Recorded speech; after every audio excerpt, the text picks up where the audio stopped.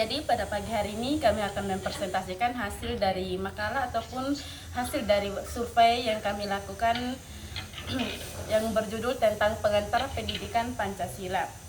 Puji syukur tidak lupa pula kita haturkan kepada Allah Subhanahu wa taala yang telah memberikan kita rahmat dan juga karunia serta kesempatan sehingga kami bisa menyelesaikan tugas makalah dan juga presentasi kami pada pagi kali ini. Salam serta salawat tidak lupa pula kita aturkan kepada Nabi junjungan kita, yaitu Nabi Muhammadin SAW yang telah mengeluarkan kita dari zaman jahiliyah menuju zaman Islamiyah. Baik, perkenalkan nama saya Dini, saya sebagai moderator dan di samping kiri saya bernama Andini Safitriani. Di samping Andini Gisujana. Dan di samping kanan saya Indriani. Dan di samping saudari Indah Zalfa Zaliain. Jadi pada pagi hari ini kami akan membahas terkait dengan makalah kami yang berjudul pengantar pendidikan Pancasila. Adapun daftar isi yang dalam makalah kami yaitu mencakup bab pertama pendahuluan yang berisi latar belakang, rumusan masalah dan juga tujuan dari pembuatan makalah. Sedangkan bab 2 membahas tentang pembahasan dan juga landasan teori.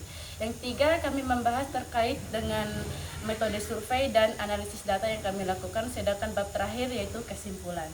Baik, langsung saja kami masuk ke bab pertama yaitu pendahuluan ataupun latar belakang. Pendidikan Pancasila merupakan fondasi penting dalam pembentukan karakter dan juga identitas bangsa Indonesia. Dalam praktiknya, referensi pendidikan Pancasila di era globalisasi sering dipertanyakan. Berdasarkan observasi, banyak siswa ataupun mahasiswa yang hanya menghafal nilai-nilai Pancasila tanpa mereka memahami dan juga menghayati apa sih nilai-nilai Pancasila tersebut. Jadi, diperlukan survei untuk memahami pandangan masyarakat terutama pemuda dalam pendidikan Pancasila.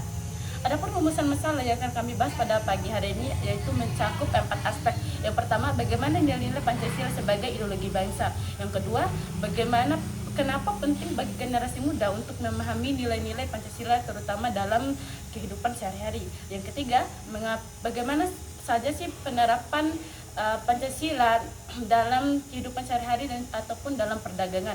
Yang terakhir, apa saja tantangan yang dihadapi dalam mengimplementasikan nilai-nilai Pancasila di era globalisasi. Adapun tujuan dalam makalah kami pada pagi hari ini. Yang pertama, menganalisis tingkat pemahaman masyarakat terhadap nilai-nilai Pancasila, mengidentifikasikan referensi pendidikan Pancasila pada saat ini dan juga menyusun rekomendasi untuk meningkatkan aktivitas pendidikan dalam masyarakat. Baik, kami akan masuk ke bab 2 yaitu pembahasan ataupun landasan teori. Pengantar pendidikan Pancasila adalah upaya dalam pembentuk karakter yang menjunjung tinggi nilai-nilai Pancasila, panduan moral dan juga etika. Adapun berbagai tanggapan dari berbagai narasumber terkait dengan pentingnya nilai-nilai atau pengantar pendidikan Pancasila. Baik, tanggapan narasumber pertama yaitu nilai-nilai Pancasila sebagai ideologi bangsa berfungsi sebagai pedoman dan dalam kehidupan bermasyarakat, berbangsa dan juga bernegara. Nilai-nilai tersebut bersifat fundamental dan juga universal yang mencakup moral, politik, sosial dan juga budaya yang menjadi karakter bangsa itu sendiri. Sedangkan Pancasila sebagai ideologi bangsa yang artinya yaitu terbuka, artinya mereka menyesuaikan diri dalam perkembangan zaman tanpa menghilangkan esensi nilai-nilai Pancasila tersebut.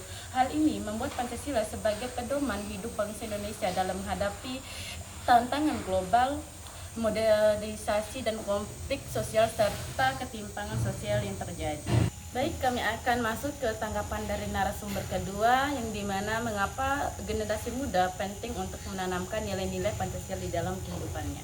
Nah, terima kasih untuk moderator. Jadi generasi muda itu harus sangat penting sekali untuk memahami nilai-nilai Pancasila karena di sana itu mencakup seperti gotong royong, toleransi, persatuan dan kesatuan. Jadi generasi muda itu harus selalu memahami nilai-nilai Pancasila yang terkandung di dalamnya. Jika nanti mereka berkarir di luar Indonesia, maka integritasnya sebagai masyarakat Indonesia itu harus tertanam nilai-nilai Pancasila.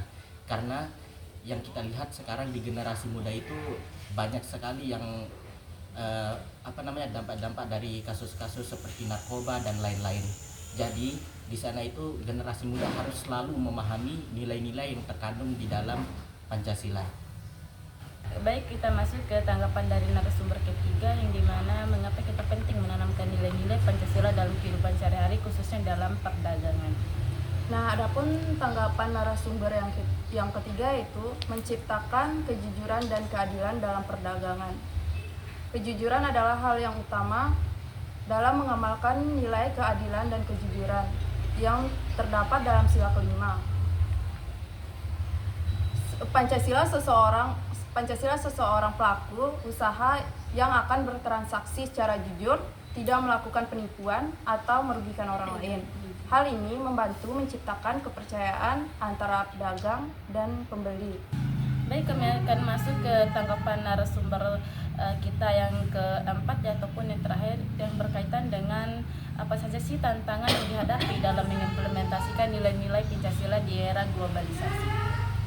Adapun nilai Pancasila yang perlu kita kembangkan dalam mengimplementasikan terutama dalam Pancasila, yaitu Pancasila kelima, keadilan sosial bagi seluruh rakyat Indonesia. Itu kan bukan hanya setara bagian orang-orang yang masuk dalam parlemen keadilannya, tapi bagi seluruh bagian masyarakat.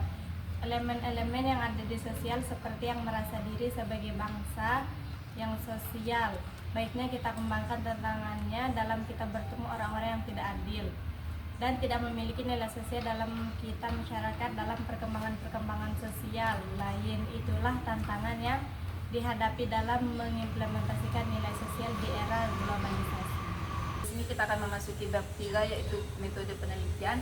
Metode penelitian kami menggunakan metode survei atau wawancara dengan pendekatan kuantitatif. Selanjutnya instrumentasi. Instrumentasi yang digunakan adalah kuesioner dengan 4 pertanyaan terkait pemahaman dan pengetahuan terhadap pengantar pendidikan Pancasila. Selanjutnya yaitu analisis data. Hasil survei menunjukkan bahwa mayoritas baik dari kalangan mahasiswa, guru, dan pedagang memahami nilai-nilai sila Pancasila. Ini akan masuk ke bab terakhir ataupun bab penutup, yaitu kesimpulan.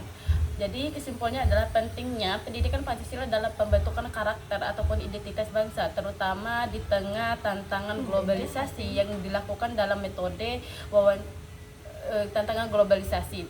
Survei yang dilakukan dalam metode wawancara menunjukkan bahwa mayoritas responden memahami nilai-nilai Pancasila, namun penerapannya dalam kehidupan sehari-hari masih menghadapi berbagai kendala. Berikut simpulan utamanya.